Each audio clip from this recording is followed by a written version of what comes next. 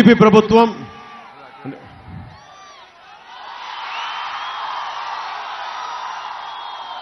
కొనతాల రామకృష్ణ గారు బాధపడుతుంది ఏంటంటే పోలవరం గురించి చెప్పని పోలవరం గురించి వాళ్ళని అడిగితే వైసీపీ వాళ్ళని అడిగితే వాళ్ళకి డాన్స్ వేయడం తప్ప డాన్స్ కాంపిటీషన్లు తప్ప పోలవరం గురించి మాట్లాడే సమర్థత సత్తా లేదు వాళ్ళకి. ఎందుకు ప్రత్యేకించి మన సీఎం రమేష్ గారిని ఎందుకు నేను భారతీయ జనతా పార్టీని ప్రధానమంత్రి గారిని అభ్యర్థించి మరీ ఆంధ్రాకి తీసుకొచ్చామంటే పోలవరం ప్రాజెక్టుకి ప్రధానమంత్రి గారి సహాయ సహకారాలు లేకపోతే మనకి పోలవరం ప్రాజెక్ట్ అవ్వదు. అందుకని అలాగే ఎందుకంటే చాలా అడ్డదిడ్డంగా చేశారు దాన్ని. మేము ప్రతిదీ కూర్చొని పోలవరం ప్రాజెక్టు వచ్చిన 2 నెలల్లో పూర్తి చేస్తాం, ఇలాంటి అబద్ధాలు చెప్పలేం. కానీ బలంగా నిలబడతాం. సకాలంలో సాధ్యమైనంత తక్కువ కాలంలో దాన్ని పూర్తి చేసే బాధ్యత కూటమి ప్రభుత్వం తీసుకుంటుంది. అందుకు ఈయన గెలుపు చాలా కీలకం ఇక్కడ. అలాగే స్టీల్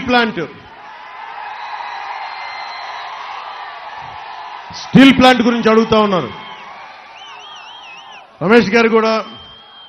ఒకసారి కేంద్ర ప్రభుత్వం పెద్దలందరికీ జాతీయ నాయకులందరికీ తీసుకెళ్ళండి. ఇక్కడ మీరు మీ గొంతు నుంచి వస్తే మన భారతీయ జనతా పార్టీ ప్రభుత్వానికి రేపొద్దున మీరు ఎంపీగా గెలిచి మన స్టీల్ ప్లాంట్ సమస్యని తీసుకొచ్చి ఇక్కడ సొంత గనులు కేటాయించండి. ఇక్కడి నుంచి దానికి సంబంధిత కృషి చేస్తాం అని మీరు ఒక బలమైన వాదన జాతీయ నాయకులకి వినిపించగలిగితే, పెద్దలందరికీ వినిపించగలిగితే, ఎందుకంటే ముఖ్యంగా స్టీల్ ప్లాంట్ ఆంధ్రప్రదేశ్ ప్రజల భావోద్వేగాలతో కూడుకుంది. లేదంటే ప్రభుత్వ స్టీల్ రంగ శైలిలో కలిపేసేయండి. మన స్టీల్ ప్లాంట్ని కాపాడుకుందాం. ఇది కూడా జనసేన నిజంగా నా కోరిక. ఎందుకంటే నేను DCI సహకార సంఘాలు కానీ, మన తుమ్మపాల షుగర్ ఫ్యాక్టరీలు కానీ, మన ప్రభుత్వ రంగ సంస్థలు బాగుండాలని కోరుకునేవాడిని నేను. ఎందుకు కోరుకుంటానంటే నాకు ప్రభుత్వం దగ్గర ఆస్తులు ఉండాలి. డిస్ఇన్వెస్ట్మెంట్ పేరు మీద నిజంగా కుదరకపోతే అమ్మేయడం వేరే దారి, కానీ నిజంగా మనకి స్టీల్ ప్లాంట్ వైజాగ్ స్టీల్ ప్లాంట్ని కాపాడుకోవాలన్నదే మా కూటమి తాలూకు లక్ష్యం, మనకి ముఖ్యం కోరిక కూడా. కానీ మీరందరూ వైజాగ్లో ఆ రోజున స్టీల్ ప్లాంట్ ఎంప్లాయీస్ ముందు, కార్మిక సంఘాలందరి ముందు నేను మాట్లాడి మీరందరూ నాతో పాటు కలిసి రండి, ఢిల్లీ తీసుకెళ్తాను, ప్రధానమంత్రి గారిని కలుద్దాం, హోంమంత్రి గారికి తెలియజేద్దామంటే చేతులెత్తండి అని అందరిని అడిగితే ఒక్కళ్ళు చేతులెత్తలా. మీరు బాధపడుతున్నారు, ఉద్యోగులు బాధపడుతున్నారు. దీనికి సంఘాలు కూడా సమాయత్తం కావాలి. ఉట్టినే కేంద్ర ప్రభుత్వాన్ని తిడితే లాభం లేదు, ప్రధానమంత్రి గారిని తిడితే లాభం లేదు. ఆయన్ని బతిలాడుకుంటామో బామాలుకుంటామో 2 కాళ్ల వేళ పడతామో. నాకు ఒకటే ఉంది, కష్టమైన మన అలయన్స్ కూడా ఒప్పించగలిగాను. మీరందరూ బలంగా నిలబడితే, మన ఉత్తరాంధ్ర ఆంధ్రప్రదేశ్ అందరూ నిలబడితే స్టీల్ ప్లాంట్ని కాపాడుకుందాం. కాకపోతే నేను ఒక్కడిని చేసేది కాదు, ఇది నేను ఒక్కడిని చేసేది కాదు.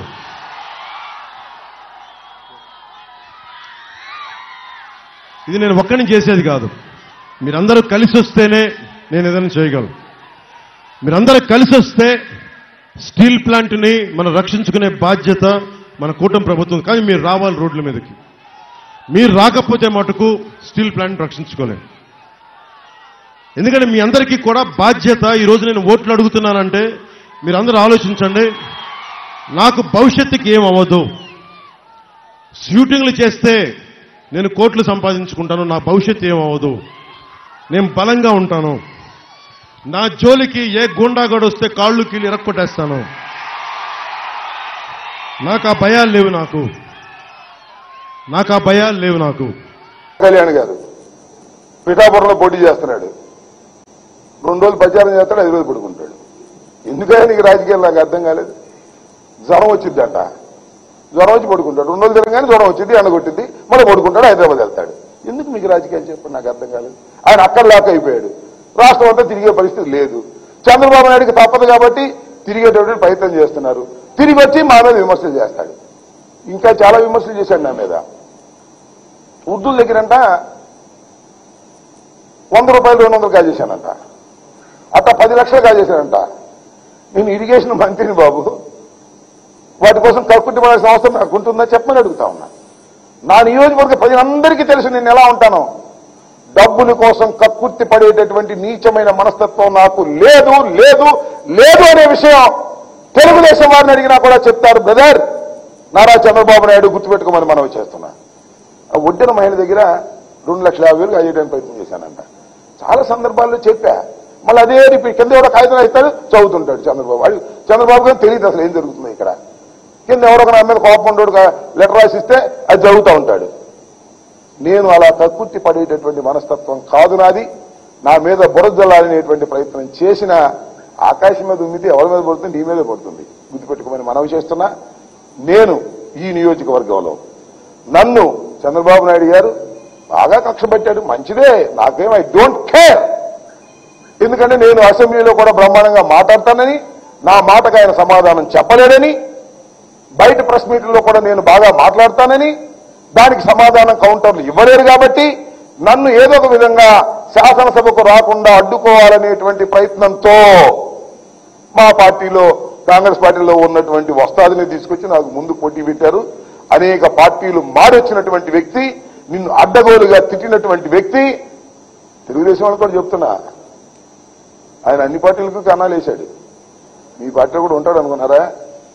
ఏమీ లేదు. తెలుగుదేశంలో అతను ఉండే ప్రశ్నే లేదు. ఓటమి పాలవగానే మళ్ళీ ఎక్కడో కూడా చెక్కేస్తాడు. గుర్తుపెట్టుకోమని మనవి చేస్తున్నా. అలాంటి వ్యక్తిని తీసుకొచ్చి నా మీద పోటీ పెట్టి నన్ను ఓడించాలనేటువంటి ప్రయత్నం చేస్తున్నారు. అనేకమైన గ్లోబల్ ప్రచారాలు చేస్తున్నారు. నేను మనవి చేస్తున్నా, ఈ రాష్ట్ర రాజకీయాల్లో జగన్మోహన్ రెడ్డి గారి అండతో నేను 3వసారి పోటీ చేస్తున్నా. ఇక్కడ నా ప్రజలు నన్ను ఆశీర్వదిస్తారనేటువంటి ప్రగాఢమైన విశ్వాసంతో ఉన్నా నేను. ఎందుకంటే 5 సంవత్సరాల పరిపాలనలో నేను ఎక్కడా గణనీయమైన తప్పులు చేయలేదు. కాబట్టి ప్రజలు నా పక్షాన ఉంటారని నేను పూర్తిగా విశ్వసిస్తున్నా. మంచి మెజారిటీతో నేను గెలుస్తాననేటువంటి నమ్మకం కూడా నాకుంది. అనేకమైన ఆరోపణలు నా మీద చేస్తున్నాడు నారా చంద్రబాబు నాయుడు గారు. ఆ ఆరోపణలు దయచేసి నమ్మవద్దని, వాస్తవాలు మీ అందరికీ తెలుసని నేను ఈ సందర్భంగా చెప్పదలుచుకున్నాను. నాకు క్యూసిక్లు లేదా టీఎంసీలు లేదా ప్రాజెక్టులు ఏదో క్విజ్ మాస్టర్లుగా నాకు క్విజ్ పెడతాడేమో నాకు అర్థం కాల. రమ్మంటున్న చర్చ కదా. నారా చంద్రబాబు నాయుడు, కమాన్, ఎన్నికల్లోనే చర్చిద్దాం. పోలవరం ఎందుకు పూర్తి కాలేదు? అది నా తప్పిదమా, ఈ ప్రభుత్వ తప్పిదమా, లేక చంద్రబాబు నాయుడు గారు తప్పిదమా తేల్చుకున్నారమ్మని అడుగుతా ఉన్నా. దిక్కుమాలినటువంటి పనులు చేసినటువంటి వ్యక్తి నారా చంద్రబాబు నాయుడు గారు. భజన చేయించాడు, గుర్తుందా మీకు? పోలవరం పోలవరం పోలవరం అని భజన చేయించాడు. గేట్లు పెట్టకుండా భజన చేయించాడు. స్పిల్వే కంప్లీట్ కాకుండా భజన చేయించాడు. కాఫర్ డ్యాములు కంప్లీట్ కాకుండా భజన చేయించాడు. డైవర్ట్ కాకోకుండా, నది డైవర్షన్ లేకుండా భజన చేయించాడు. కమాన్, దమ్ముంటే రా, చర్చిస్తా.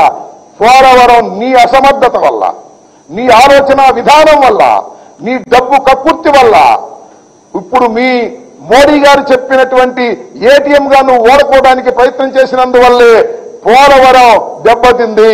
దాన్ని బాగు చేసేటటువంటి ప్రయత్నం చేస్తున్నాం. ఏ క్షణంలోనైనా నారా చంద్రబాబు నాయుడు గారితో సిద్ధంగా ఉన్న పోలవరం పూర్తి కాకపోవడానికి ప్రధానమైనటువంటి కారణం నిందితుడు నారా చంద్రబాబు నాయుడు అని మనవి చేస్తున్నాం.